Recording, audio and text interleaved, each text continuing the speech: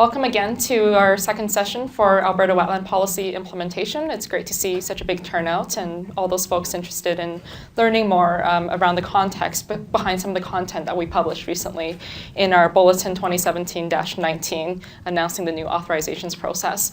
So on the outline for this afternoon, we will first go over some of the high-level background with the policy context, as well as some of the principles we employed to implement the policy, describing it really within the operations process at the AER. We will also go over some of the major changes with this new authorizations process in the context of the existing legislations, Water Act, Public Lands Act, Environmental Protection and Enhancement Act, and we will delve into some of the details of the new process, the technical details, as well as some of the more administrative details. So there are four major sections to today's presentation: wetland assessment requirements, the applicability of the policy within the AER regulated activities, the application submissions process that will become effective on January 2nd of 2018 as per the bulletin, as well as the new approvals conditions that will become effective also on January 2nd of 2018. First of all, it's very important to keep in mind the principles of policy implementation.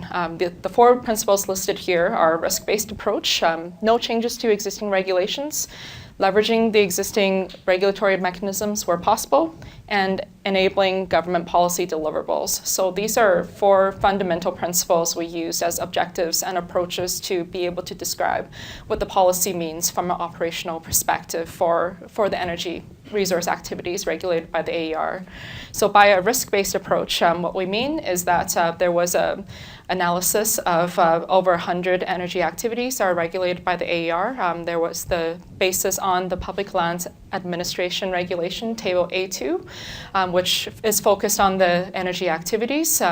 Based on those activities, there was a risk evaluation done within respect to wetlands, looking at the magnitude of impacts to wetlands as well as the likelihood. So that is just based on the Common Risk Management Framework, which all public agencies use in Alberta, based on the international standard ISO 31000.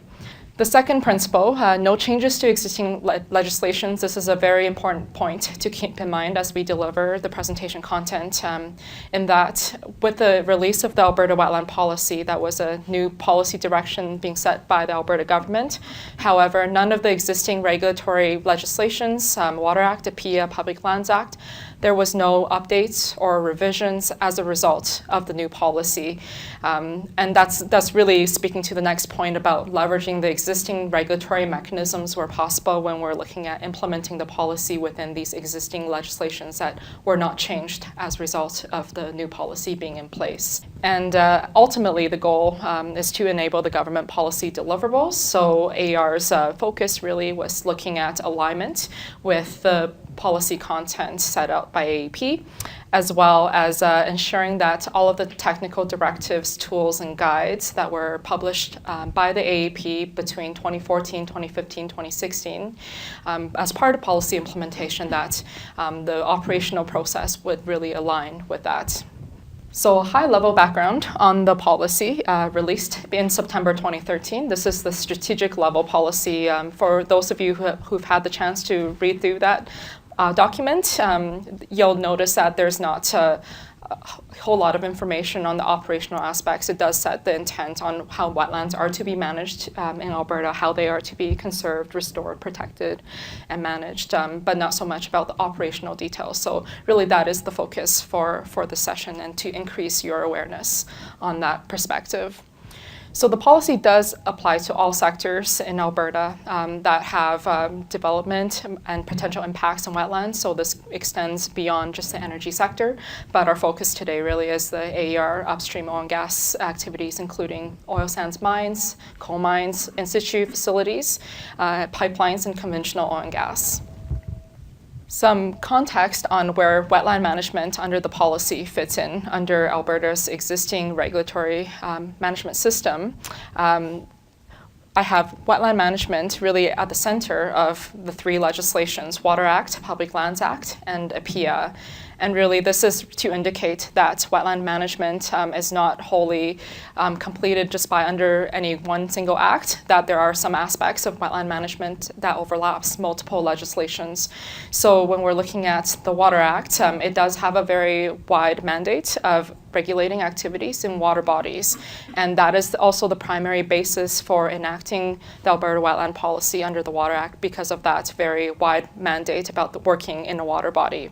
When it comes to the Public Lands Act, it regulates activities on Crown lands, and with the green area being much of the Crown-owned lands in Alberta, that is where many implications for wetland management comes in also with implementation of the policy. And for Environmental Protection and Enhancement Act, it has a broader mandate with protection, enhancement, and wise use of air, land, and water. And for the water components related to wetlands, issues related to water quality or reclamation are some of the key pieces where EIA has some impacts with the implementation of the Alberta Wetland Policy. So the policy tools, directives, and guides and checklists are all published on AEP's Wetland Policy Implementation website, and here's the link. A highlight of what's changing for AER authorizations processes is that we are introducing the new administrative processes for how applications are reviewed and prepared under the new Alberta Wetland Policy. And in contrast to the interim process, where wetland assessments are currently being directed to be submitted to the Wetland Reports inbox for a completeness check, going forward on January 2nd, 2018, we will be incorporating the AEP policy outcomes in the approvals. So commitments or conditions around wetland minimization, reclamation, replacement, those will be evident in the conditions starting in the new year. As part of the policy, it does specify that applications with impacts to wetlands will require the wetland assessments as part of the submission. So this is really to highlight that as part of the AER's operational process, mainly wetland assessments will be submitted along with Water Act applications going forward, and there will be some cases where Public Lands Act can take in the wetland assessments as well, and those activities are specifically listed in the bulletin, and we will be going into a little more detail subsequently in this presentation. And the major change here is that wetland assessments will no longer be submitted through the Wetland Reports inbox. Wetland assessment requirements, the AEP has outlined the technical standards for how wetland assessments and impacts are to be reported and to be compiled in this directive. So this is just a link to that. However, it is still very important for us to highlight the two high-level mechanisms in which wetland assessments can be provided to comply with the Alberta Wetland Policy. So we do have two formats for completing and submitting the wetland assessments. They are the Wetland Assessment Impact Form, which is WAIF or WAIF, as well as the Wetland Assessment Impact Report, the WAIR or WAIR. The level of wetland assessment required is based on the risk of the activity, and this is very well reflected in the risk evaluation that was done as part of our policy implementation work here at the AER. And it really provides two different levels of intensity for assessment requirements and reporting requirements, depending on if it's a higher risk activity in a wetland or if it's a lower risk activity that can be done through a desktop assessment, as an example. So the WAIR is the full wetland assessment, and it is speaking to the higher risk activities not listed in Table 2 of the Wetland Assessment Impact Form. So for those who are familiar with the form, there are two tables in there. Table 1 discusses AEP regulated activities are eligible for the form, and Table 2 discusses the AER regulated activities. So the WAIF is the streamlined wetland assessment, and the lower risk activities that are outlined in the Table 2 are those are eligible for the streamlined form instead of the full assessment. Here's a snapshot from AEP's Wetland Assessment Impact Form. This was published back in June of this year in 2017. And it really just highlights the different regulatory approaches that have been taken for the eligibility of the form. So as an example, for some of the lower risk activities, such as the exploration programs, as well as Class 5, 6 ice roads and temporary access roads, you'll notice in the right-hand column that there are no wetland reporting requirements. And those have been evaluated as part of that risk-based approach, that any activities there would not be the form or the report needed to be completed for those activities in wetlands.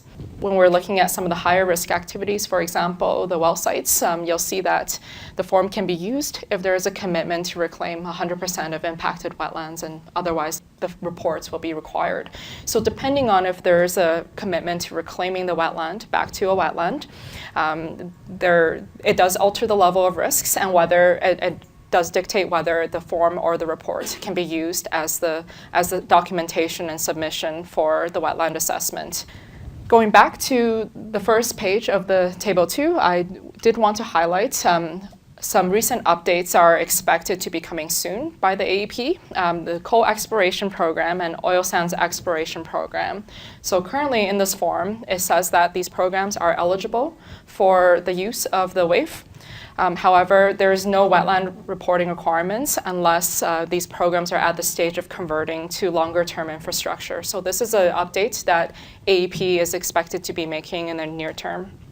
There are a couple of other activities on Table 1 and Table 2 that are commonly regulated between the AER and AEP, examples being borrow pits and reservoirs. And for those ones, whenever they are under 2,500 cubic meters in size, they are eligible for the form. And so even though they currently do not appear on Table 2, they are still commonly regulated activities, and AER will be taking a consistent approach as AEP to regulate those activities using the same eligibility criteria for the form versus report. So a summary regarding the differences between the wetland assessment impact form versus the report. The form is a desktop approach primarily, and the assessment tool expected to supplement that assessment is the ABRA-D. So this is the Alberta Wetland Rapid Evaluation Tool, and the D stands for desktop, whereas ABRA-A is the same tool, except A stands for actual. So the key differences between the WAIF and the WARE being a field assessment for the WARE versus a desktop assessment for the form.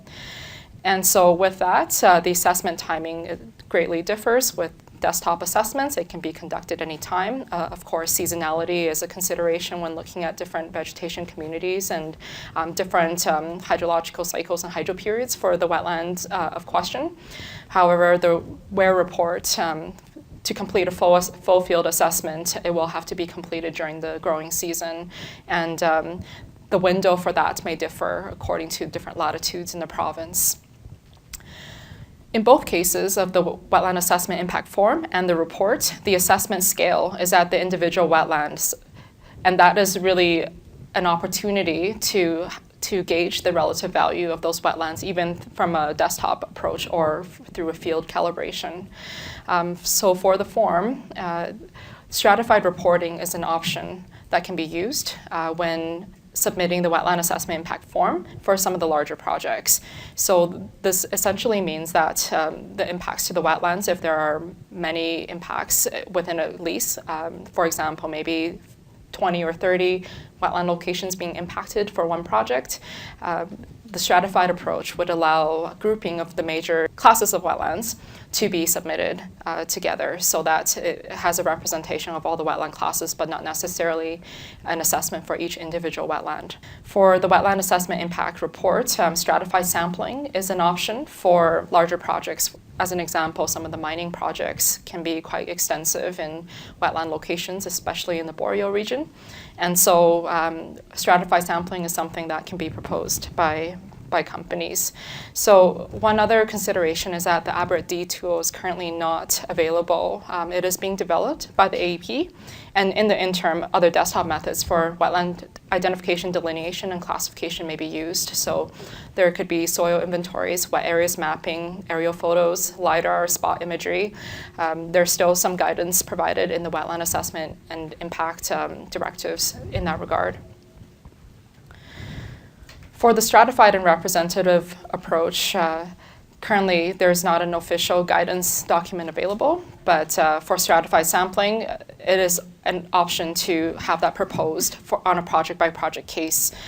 If it is in a situation where there is a large area of wetland impact and perhaps some remote locations where it may not be possible to access all of the wetlands that may be impacted by the project proposal.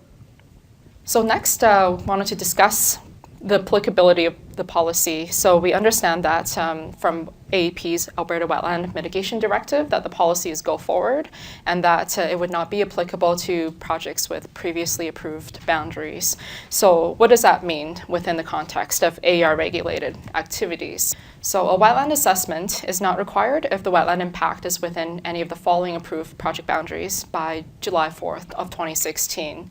So for large-scale EIA projects, this would mean the local study area.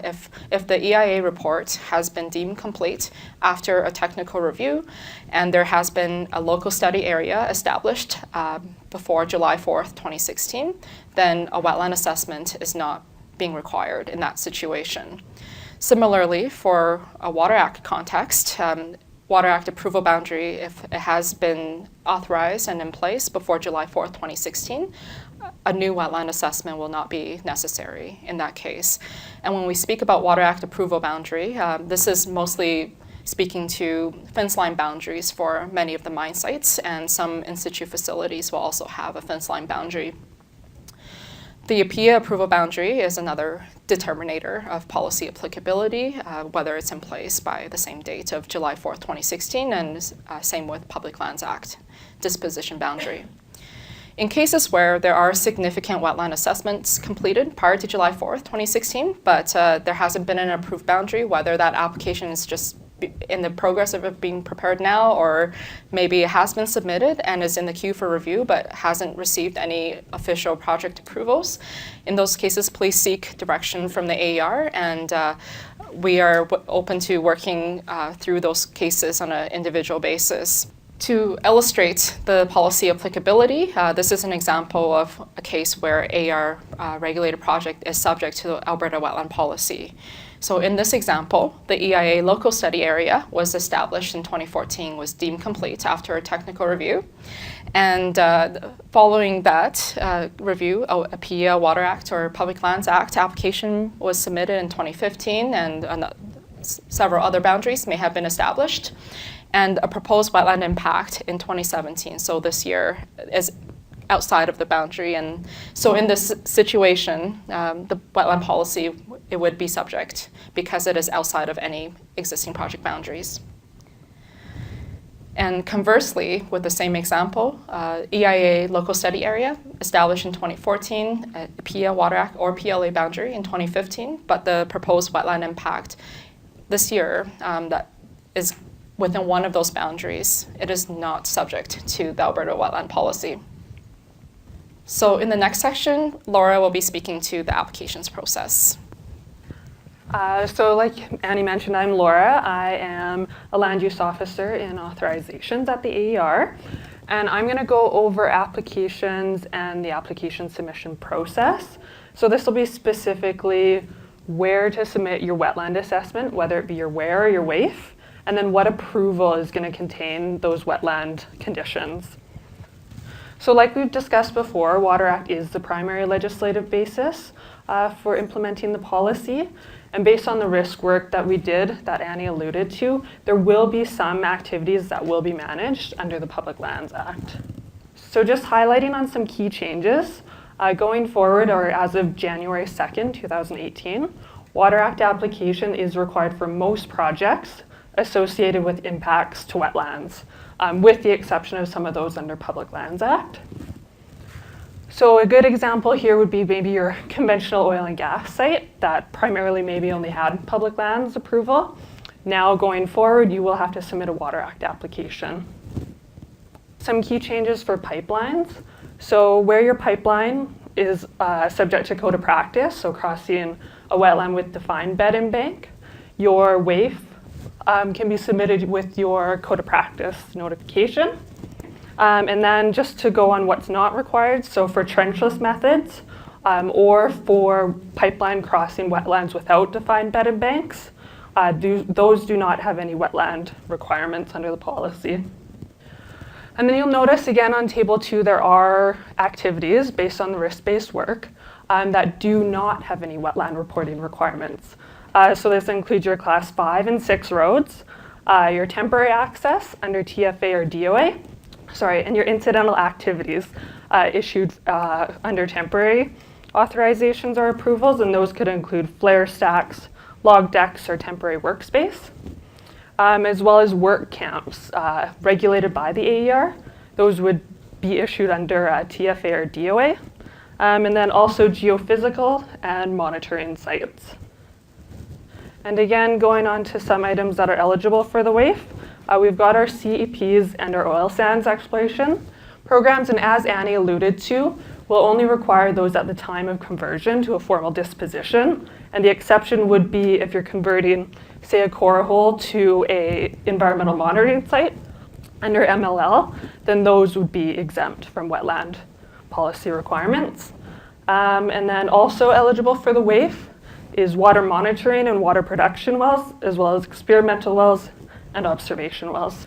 And again, this kind of builds on the previous slide. So certain activities can be submitted with your PLA application, and those would be your OSC or CEP conversions, as well as some of your water monitoring and production wells. And like we alluded to before, as far as your Public Lands Act goes, nothing's changed for that. Otherwise, we might take in the WAIF with certain things. So if you required a public lands application prior to, nothing's changing with that. And again, for your PIA, the existing processes are in place. So the only thing we might be looking for here is your reclamation commitments aligned with your wetland reclamation proposal. And I kind of touched on that already. And then this table just summarizes kind of what we talked about. So essentially, if your impact to your wetlands is on public lands or on private lands, you will require your Water Act application, except for those few exceptions. So your exploration programs at time of conversion, your water monitoring and production, or experimental and observation wells. And again, with the PIA, no changes in the requirements there. It just the reclamation should align between your wetland policy and your PIA application. And a little bit just on the submission portion. So if you are submitting with your Water Act, it will go to the epia.wateract or wa.applications@aer.ca. If it's with a code of practice notification, it would go along with that. And the 30-day public notice period remains unchanged for those applications. For submissions with your Public Lands Act, so that would be for your formal dispositions for those certain exceptions, and those would be coming through the EDS system. And then potential activities that may be temporary in nature, like your TFAs and DOAs, those would be through your public lands sector inboxes. And this slide just goes over those sector mailbox contacts. And speaking to the public lands timeline, so our Bulletin 2014-25 has yet to be updated with a new public lands application disposition process. So continue to review that for updated timelines. With respect to EIA, so at the EIA level, we would want to incorporate EIA level assessment requirements into the terms of reference. And so those should align with the outcomes of the Alberta Wetland Policy requirements. And that pretty much sums up the application requirements and submission, and Chris is going to go into the approvals that'll be associated with those. All right, thank you. So many of you have already to date been submitting your WAIRs or your WAIFs to the Wetland Report inbox. And Annie or myself, we review it, send back a nice letter saying, yes, your wetland assessment is complete, and it's left at that without anything further afterwards. The approval conditions are where kind of the rubber hits the road. So it's taking those wetland assessment, it's taking kind of the reclamation commitments or the replacement commitments and enacting them through the acts that AAR regulates. As Laura outlined, it would be primarily through Water Act, but in a few cases it would be through the Public Lands Act. So we've gone through the process now of internally developing a set of approval conditions that can be enacted through the Water Act or through Public Lands Act, both within AER as well as AEP. We're still working on refining those, passing them through legal and so forth. But this just provides kind of a high level of what those approval conditions will look like without getting the actual approval conditions itself. So what you can expect come January 2nd when you submit your wetland assessment through the Water Act or through the Public Lands Act process. So it's going to be split broadly into two categories, so mitigation and replacement, which most of you are probably already familiar with.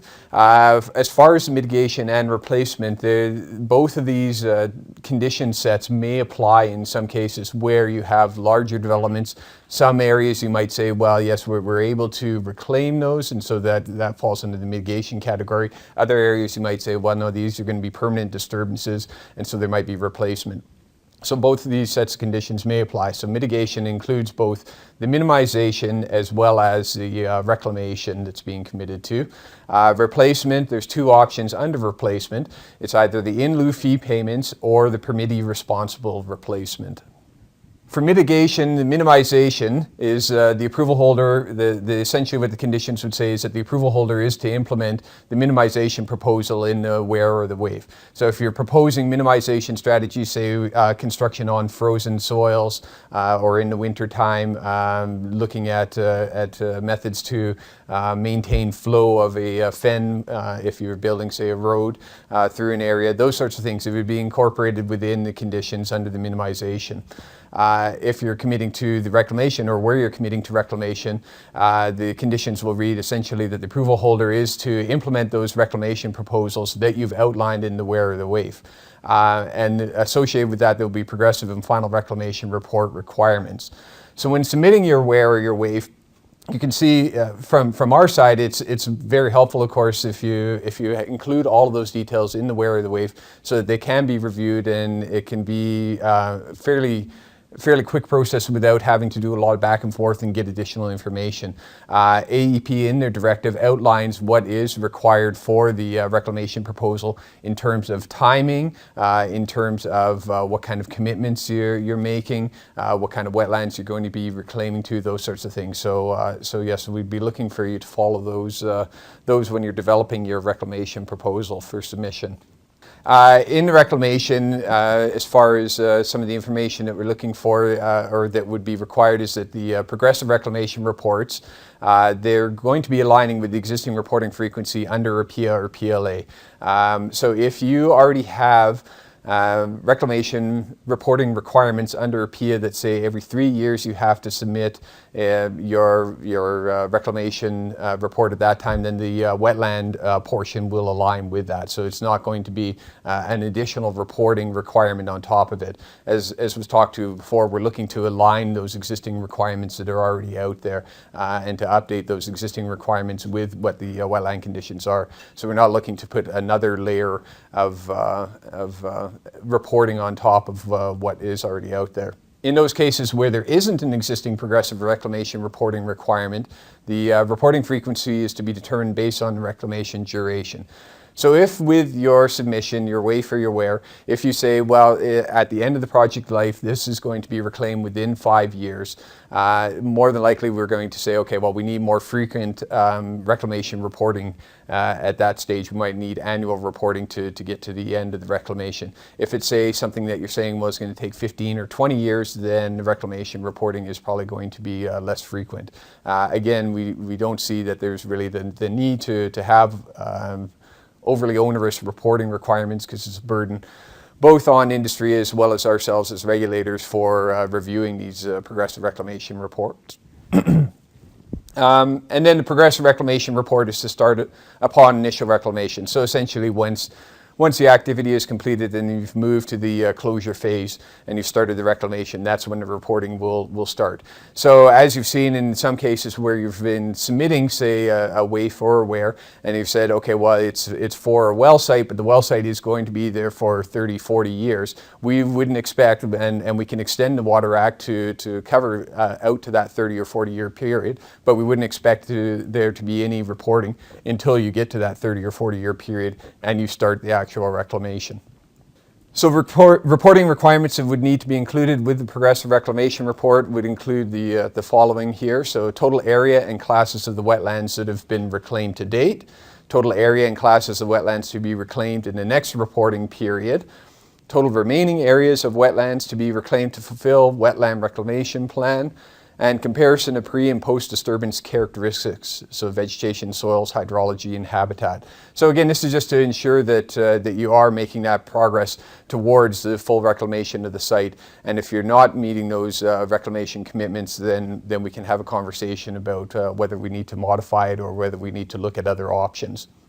And then there's also the final reclamation reporting requirements. So once you've gotten to the point where you're saying we're not going to be doing any further reclamation, so it'd be the same as the progressive reclamation reporting requirements, but we'd also be asking you to identify any deficit between the pre-disturbance and the post-reclamation wetland areas.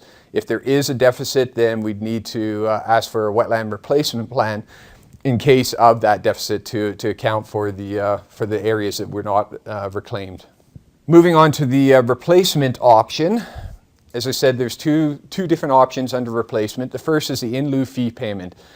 So in this case, there would not be any conditions. However, you would need to provide the proof of the in lieu fee payment to the wetland replacement agent to be submitted. It would need to be submitted with the application. So again, when you're submitting your Water Act application, prior to receiving your Water Act application, you would need to provide the proof of the in lieu fee payment.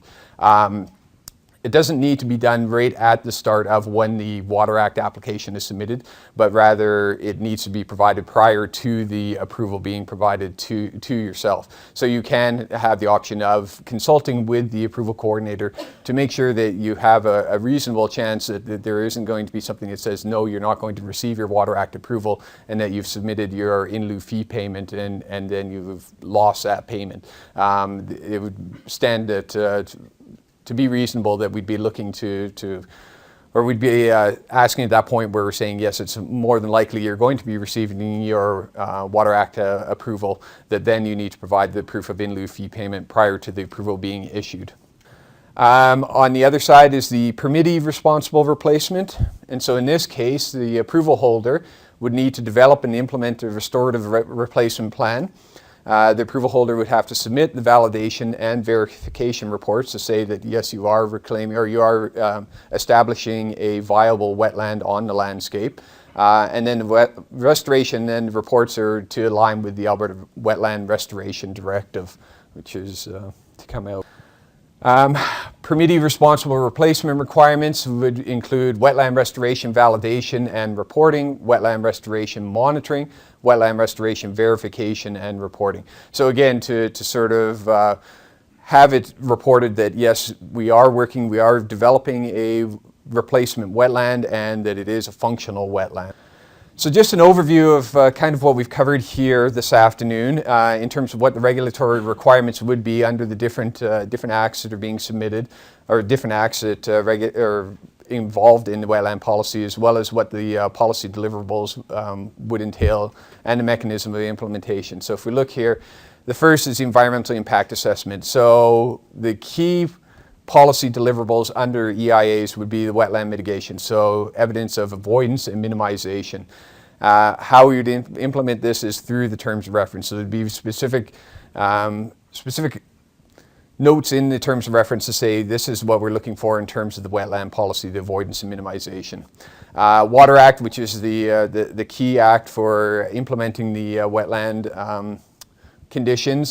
So we're looking for the full suite here. So wetland mitigation, avoidance, minimization, reclamation, replacement. That's the wetland hierarchy that most of you are probably familiar with, where we prefer to see the avoidance or minimization, but then we look for kind of the reclamation and replacement. And these would be again enacted through the approval conditions which I went over. Public Lands Act, we're looking for wetland reclamation, again through the approval conditions, and APIA wetland reclamation through approval conditions.